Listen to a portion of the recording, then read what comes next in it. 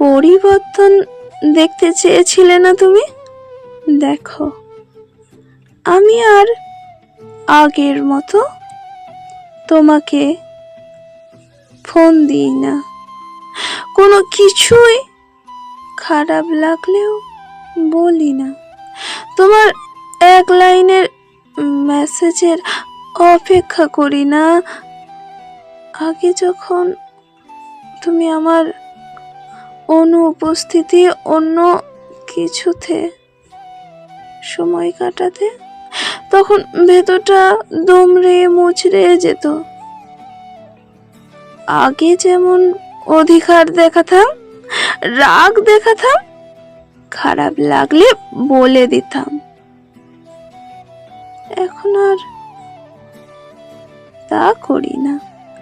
এখন ভিতরটা ভেঙে গুঁড়ো গুঁড়ো হয়ে গেলেও চুপ থাকি।